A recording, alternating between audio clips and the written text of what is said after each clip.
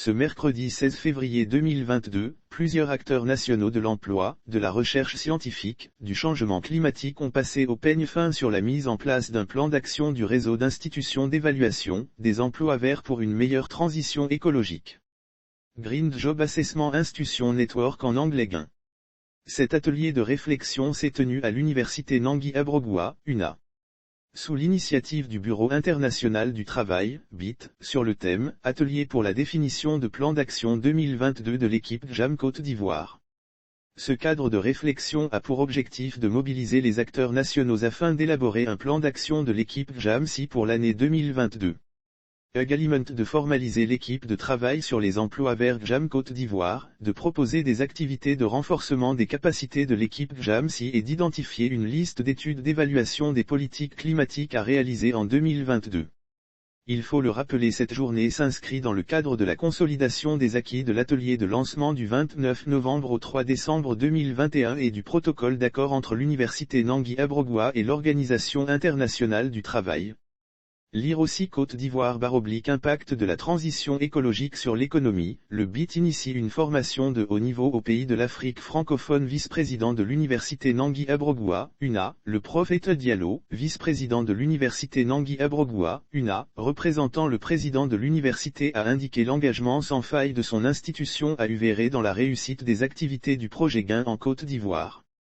Le besoin d'expertise est primordial, que l'université forme de nouveaux chercheurs et de nouveaux outils afin de faciliter la prise de décision des pouvoirs politiques. Monsieur Diallo, le programme Emploi Vert du BIT, qui aborde les principaux défis de l'environnement, constitue une opportunité pour les pays en développement, vulnérables au changement climatique. Lire aussi Côte d'Ivoire / création d'emplois verts, le deuxième pôle interrégional de haut niveau de formation du GAIN initié par le BIT sur les emplois verts ferme le rideau. Le directeur du bureau de pays de l'OIT pour le directeur du bureau de pays de l'OIT, Frédéric Lapire, a pointé du doigt sur le problème de la crise environnementale qui a eu un impact fondamental sur le monde du travail.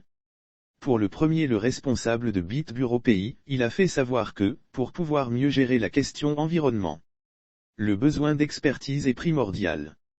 Il a souhaité que l'université forme de nouveaux chercheurs et de nouveaux outils afin de faciliter la prise de décision des pouvoirs politiques. La mise en œuvre de l'outil GAIN permettra une meilleure lisibilité de la création d'emplois verts en Côte d'Ivoire. Pour le représentant pays de l'OIT, de renforcer les capacités en outils d'analyse d'impact d'emplois verts pour offrir des opportunités d'emploi à la jeunesse ivoirienne ou sous-régionale. Il a par ailleurs souhaité que, ce plan d'action qui va être élaboré, puisse poser les jalons d'une transition juste écologique qui répond aux préoccupations des différents acteurs, a laissé entendre Frédéric Lapire, le représentant pays de l'OIT.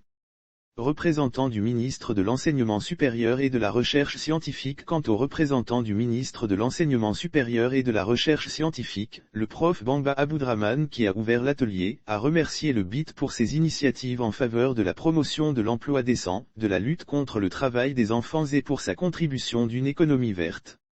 Tout en précisant que la mise en œuvre de l'outil GAIN permettra une meilleure lisibilité de la création d'emplois verts en Côte d'Ivoire. Lire aussi départements et bureaux. Par ailleurs, il faut noter que les participants à l'atelier sont issus du gouvernement, ministère en charge du travail, de l'emploi, du changement climatique, des CDN, de l'environnement et du développement durable et autres ministères clés, et institutions académiques et de recherche, économique, environnement, climat.